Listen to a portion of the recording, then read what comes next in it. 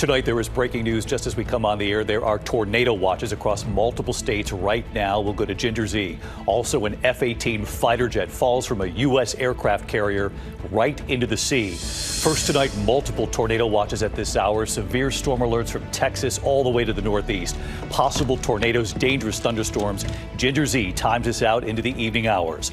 Also tonight, that U.S. F-18 falling into the sea. The Navy reporting the $70 million fighter jet plunged off the USS Harry Truman, sinking into the Red Sea. How did this happen?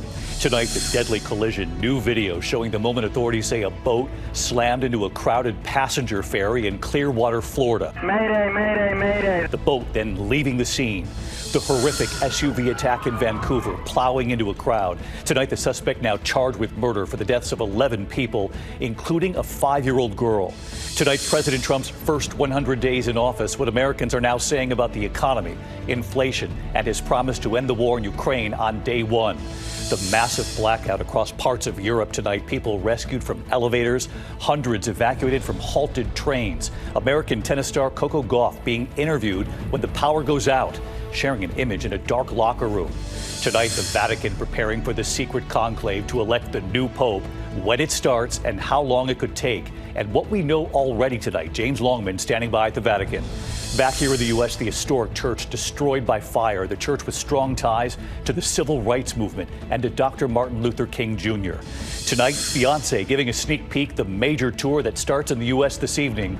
Also, Cyndi Lauper making news tonight, and 45 years of helping to make wishes come true. From ABC News World Headquarters in New York, this is World News Tonight with David Muir.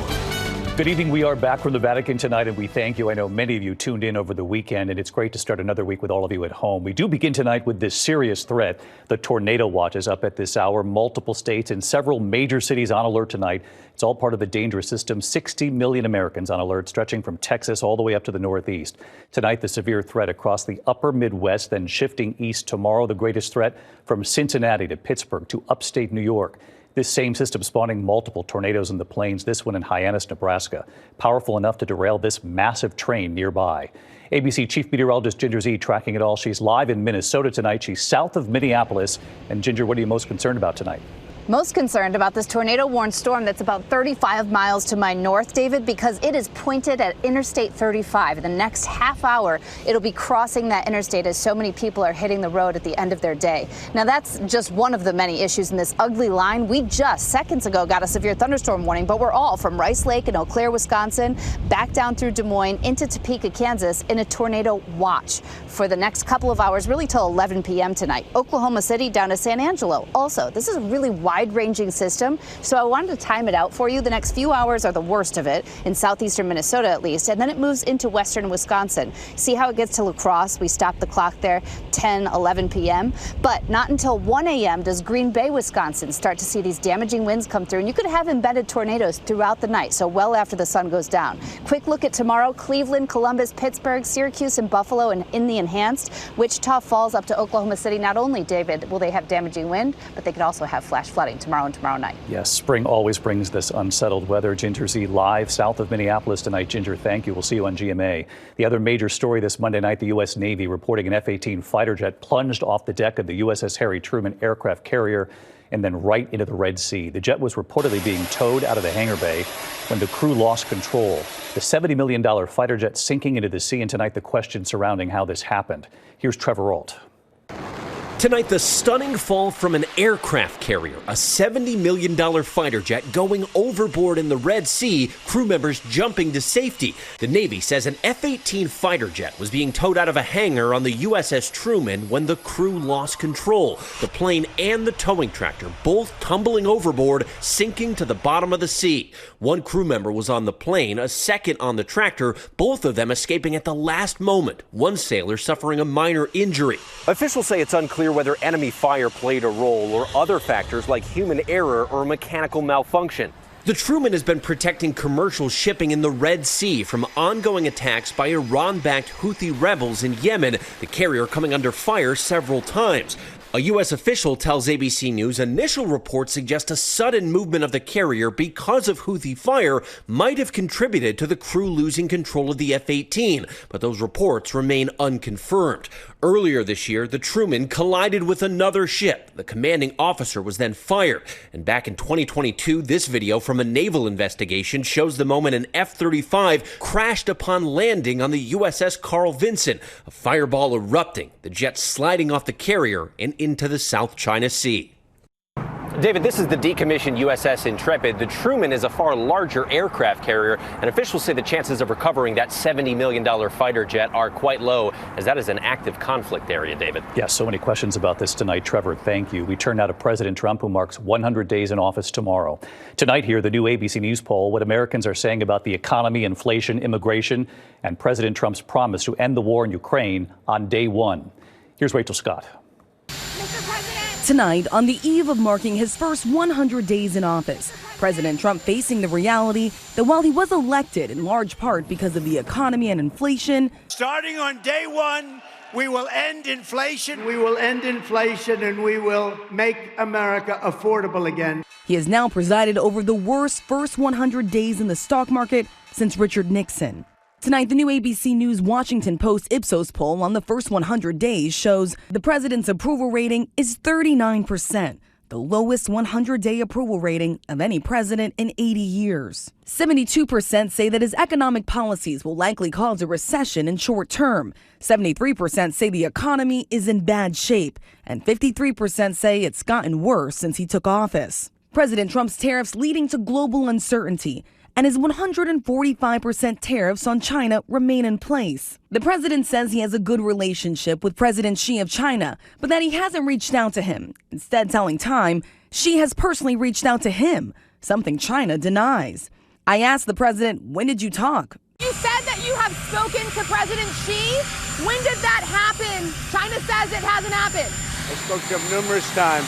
Other reporters pressing too. Have you spoken to him since the tariffs? When did you last I don't want to comment on that, but I've spoken to him many times. But China today once again insisting that hasn't happened. Today, a spokesperson saying, as far as I know, there have not been any calls between the two presidents recently. Adding, let me make it clear one more time that China and the U.S.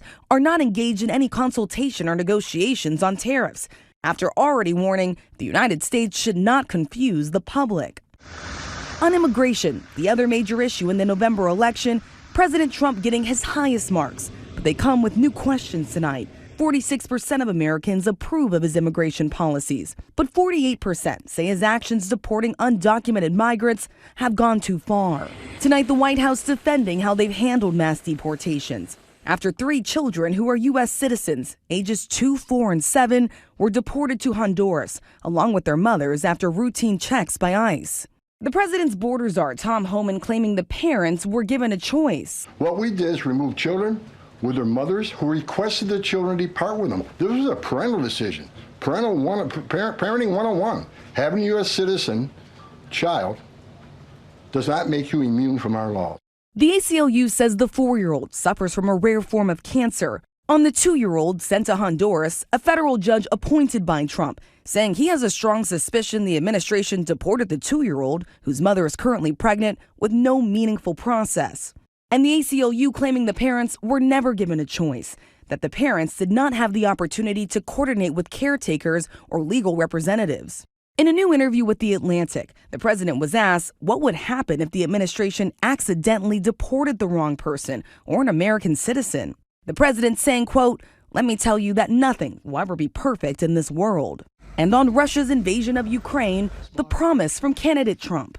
Before I even arrive at the Oval Office, I will have the disastrous war between Russia and Ukraine settled.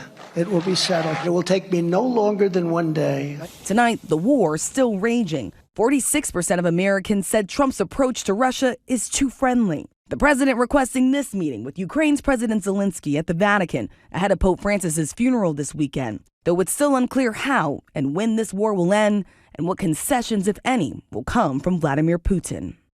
With so much focus on the president's interactions with our allies, tonight Canadians will be heading to the polls in an election that will decide how Canada responds to the president's ongoing tariff threat and its push to make Canada the 51st state. All of that could end up helping the Liberal Prime Minister Mark Carney, who took over after Justin Trudeau stepped down and has vowed to confront President Trump head on.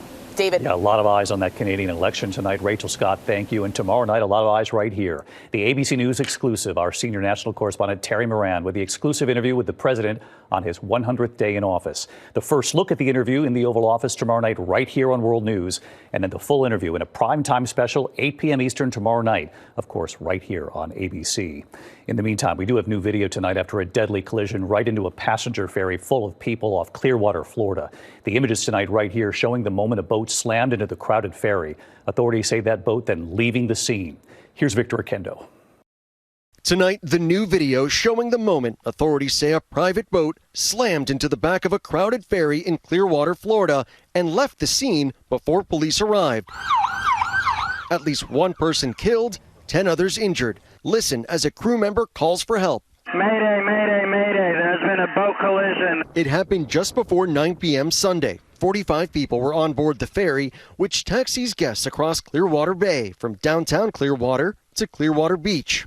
Brenda Alvarez, pregnant and on board with her 2 young children. It shattered the whole back of the boat. Yeah. It left a huge dent. The mangled vessel stopping on a sandbar. First responders racing in. They were faced with a very challenging job in the nighttime, in the water, trying to figure out who are our most injured.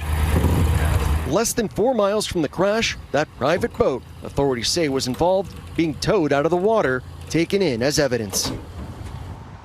David, police say the operator of that private boat and the 5 others who were on board have all been accounted for. Tonight, the ferry company says they're heartbroken. David. Victor Oquendo live for us. Victor, thank you. We're also learning more tonight after a horrific SUV attack in Vancouver, the driver plowing into a crowd. Tonight, the suspect now charged with murder. 11 people were killed, including a 5-year-old girl. ABC's Matt Gutman in Vancouver tonight. Oh my gosh, Lord have mercy. Tonight, authorities searching for a motive after an SUV plowed through a crowd in Vancouver. A lively street festival suddenly filled with the screams of the wounded.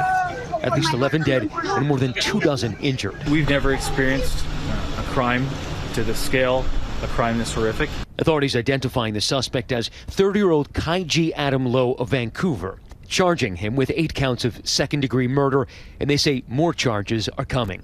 Just after 8 p.m. Saturday, closing time for the Lapu-Lapu Day Festival celebrating Filipino heritage, a black Audi SUV plowing through the crowd. We saw the body all over the place. Yeah. How far did the car go? Did you see where it stopped? To the end. Disturbing video showing victims scattered all over the street. People rushing to save the wounded. Bjorn Villaruel shaken by what he saw. When you close your eyes, you see them? Yeah, you see the victims? I feel that I could do something. I need to save those people. My people. The 11 victims between the ages of 5 and 65. The youngest, just 5 years old, dying alongside her parents. That family leaving behind a 16-year-old son. And David, despite the rain here, this memorial has been growing by the hour, and those national elections taking place across Canada today, but still authorities here say they believe that this was not motivated by terrorism. David. All right, Matt Gutman in those heartbreaking interviews. Matt, thank you. We turn now to the Vatican tonight, and we have learned that the secret conclave to elect a new pope will start a week from Wednesday on May 7th. ABC's chief international correspondent James Longman at the Vatican again tonight, where preparations are now underway in the Sistine Chapel. Just days after the world said goodbye to Pope Francis, tonight a date is set to choose his successor. The Vatican announcing Wednesday, May 7th, Conclave will begin, and the most powerful men of the Catholic Church will gather in the painted magnificence of the Sistine Chapel.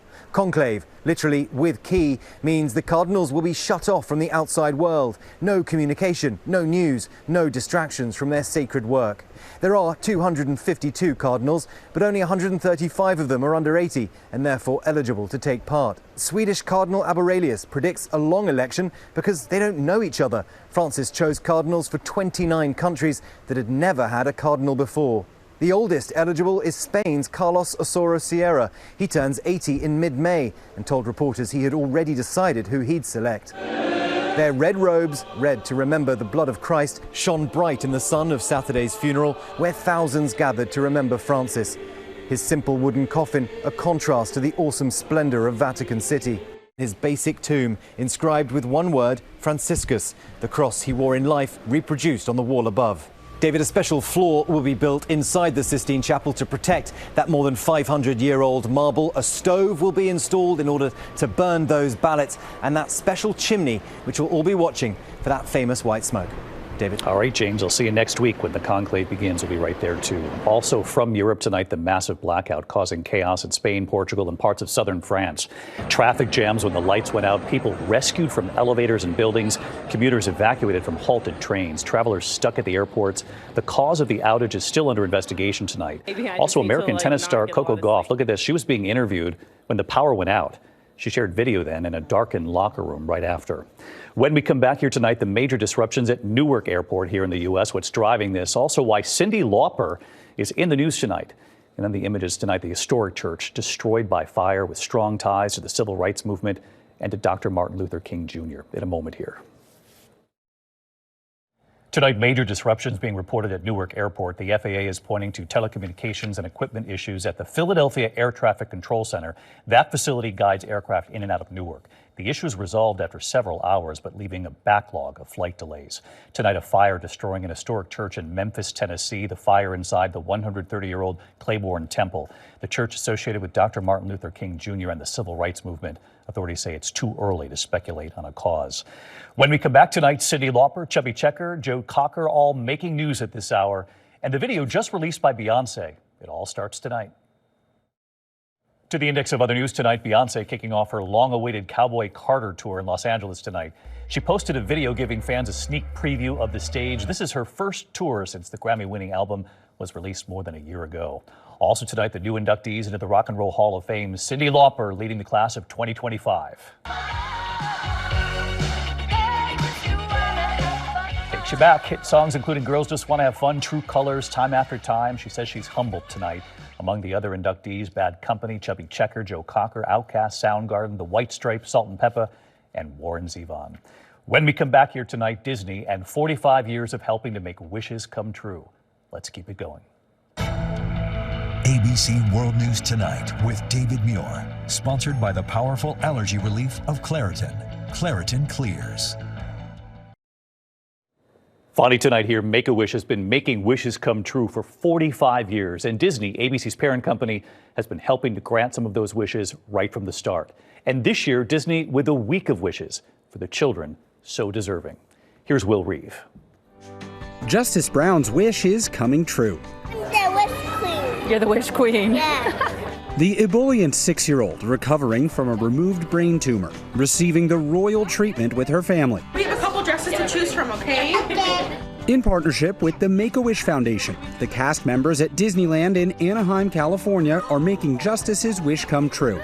To become a Disney princess here at the Bibbidi Bobbidi Boutique. I'm gonna put this princess cape on you as well, okay?